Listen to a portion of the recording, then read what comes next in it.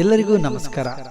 ಮಾನ್ಯ ಡಿವಿಜಿಯವರ ಮಂಕುತಿಮ್ಮನ ಕಗ್ಗದಿಂದ ದಿನಕ್ಕೊಂದು ಕಗ್ಗದ ಸರಳ ತಾತ್ಪರ್ಯವೇ ಜ್ಞಾನವೇ ಬೆಳಕು ಸರಣಿ ಕಾರ್ಯಕ್ರಮಕ್ಕೆ ತಮ್ಮೆಲ್ಲರನ್ನ ಆತ್ಮೀಯವಾಗಿ ಸ್ವಾಗತಿಸುತ್ತೇನೆ.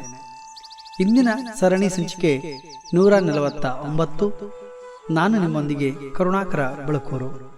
ಕಗ್ಗ ಗಾಯನದಲ್ಲಿ ವಿದ್ವಾನ್ ಸುರೇಶ್ ರಾವ್ ಅತ್ತೂರು. ಬನ್ನಿ ಕೇಳುಗರೆ, ಇಂದಿನ ಕಗ್ಗ ಮಾಲಿಕೆಯಲ್ಲಿ ಮಾನ್ಯ ಡಿವಿಜಿ ಅವರ ಕಗ್ಗವನ್ನು ಕೇಳಿ ಬರೋಣ. ಎರಡೂ ಇರಬಹುದು ದಿಟ, ಶಿವರುದ್ರನಲೆ ಬೊಮ್ಮ, ಕರವೊಂದರಲ್ಲಿ ವೇಣು, ಶಂಖವೊಂದರಲ್ಲಿ ಬೆರಳುಗಳು ಎರಡೂ ಆನು ಇರೆ, ಕೈ ಚಿಟಿಕಿ ಆಡುವುದು, ಓರುವನು ಆಡುವುದು ಎಂತು ಮಂಕುತಿಮ್ಮ. ಎರಡು ಮಿರಬಹುದು ದಿಟಾಗ, ಶಿವರುದ್ರನಲೆ ಬೊಮ್ಮ, ಕರವೊಂದರಲಿ ವೇಣು, ಶಂಖವೊಂದರಲಿ ಬೆರಳ್ಗರೆರಡಾನು ಮಿರೆ, ಕೈ ಚಿಟಿಕೆಯಾಡುವುದು, ಬೆರಳ್ಗಳೆರಡಾನು ಮಿರೆ ಕೈ ಚಿಟಿಕೆಯಾಡುವುದು, ಒರುವನಾಡುವದೆಂತು ಮಂಕುತಿಮ್ಮ, ಒರುವನಾಡುವದೆಂತು ಮಂಕುತಿಮ್ಮ.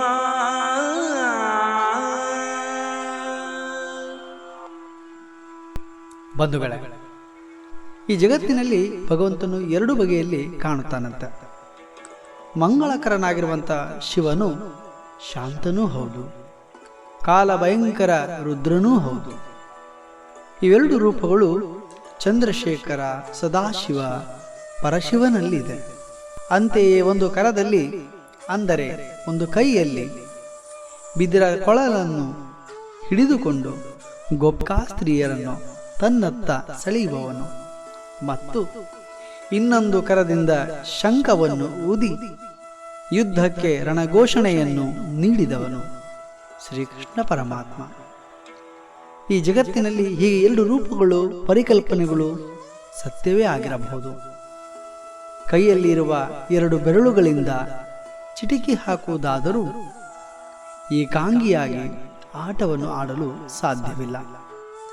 ಆಟ ಆಡುವಾಗ ಮನಸ್ಸಿಗೆ ನೆಮ್ಮದಿ, ಆಹ್ಲಾದಕರ ಸಿಗಬೇಕಾದರೆ ಇನ್ನೊಬ್ಬರ ಸಂಗಾತಿ ಇರಬೇಡವೇ? ಒಬ್ಬರಿದ್ದಾಗ ಆಟದ ಮೋಜು ಖಂಡಿತವಾಗಿಯೂ ಸಿಗಲಾರದು.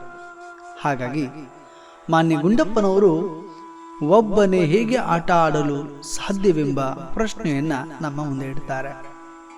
ಪ್ರಿಯರೇ, ಈ ಜಗತ್ತಿನಲ್ಲಿ ಪರಮಾತ್ಮನು ಎಲ್ಲ ಜೀವಿ ವಸ್ತುಗಳಲ್ಲಿಯೂ ಇದ್ದಾನೆ. ಸಾಹಿತ್ಯ, ಸಂಗೀತ, ಕಲೆ, ಮನಸ್ಸಿನ ಎಲ್ಲ ಭಾವನೆಗಳಲ್ಲಿಯೂ ಪ್ರಕೃತಿಯನ್ನು ಒಳಗೊಂಡಂತೆಯೂ ಮಾನವೀಯತೆಯ ರೂಪದಲ್ಲಿ ಆತ ಕಾಣಿಸ್ತಾನೆ. ಇದು ಒಂದು ಬಗೆಯಾದರೆ, ಇನ್ನೊಂದು ಬಗೆಯಲ್ಲಿ, ಇನ್ನೊಂದು ರೂಪದಲ್ಲಿ ಮೋಸ, ಕಪಟ, ನೋವು, ಸಂಕಟ, ಯುದ್ಧ, ದರೋಡೆ, ಭಯೋತ್ಪಾದನೆ, ಹೀಗೆ ಕ್ರೂರತೆಯ ರೂಪದಲ್ಲಿಯೂ ಕೂಡ ಆತ ಕಾಣಿಸ್ತಾನೆ. ಮಾನವೀಯತೆ ಮತ್ತು ಅಮಾನವೀಯತೆ ಇವೆರಡೂ ಕೂಡ ಭಗವಂತನ ಲೀಲೆಯ ಭಾಗವೇ ಆಗಿದ್ದಾವೆ. ಭಗವಂತನು ಕರುಣಿಸುವ ಮತ್ತು ಶಿಕ್ಷಿಸುವ ಎರಡೂ ಶಕ್ತಿಗಳನ್ನು ಆತ ಹೊಂದಿದ್ದಾನೆ. ಧನಾತ್ಮಕ ಮತ್ತು ಋಣಾತ್ಮಕವಾಗಿ ಎರಡು ಶಕ್ತಿಗಳು ಕೂಡ ಈ ಜಗತ್ತಿನಲ್ಲಿ ಇದ್ದಾವೆ. ನಮ್ಮ ಒಳಗೆ ಒಳ್ಳೆತನ ಮತ್ತು ಕೆಟ್ಟತನ ಇವೆರಡೂ ಇದ್ದಾವೆ. ಯಾವುದಕ್ಕೆ ನಾವು ಆದ್ಯತೆಯನ್ನ ಕೊಡುತ್ತೇವೆಯೋ ಅದು ಅಗ್ರಪಂಕ್ತಿಯಲ್ಲಿ ಕಾರ್ಯನಿರ್ವಹಿಸುತ್ತದೆ. ಈ ಜಗತ್ತಿನಲ್ಲಿ ಎಲ್ಲವೂ ಕೂಡ ಸಮ್ಮಿಶ್ರಣವಾಗಿದೆ, ವೈವಿಧ್ಯಪೂರ್ಣವಾಗಿದೆ. ಬಂಧುಗಳೇ, ನಾಳೆ ಇನ್ನೊಂದು ಕಗ್ಗದೊಂದಿಗೆ ನಾವು ಬರುತ್ತೇವೆ. ಅಲ್ಲಿಯವರೆಗೆ ನಮಸ್ಕಾರ, ಶುಭ ದಿನ.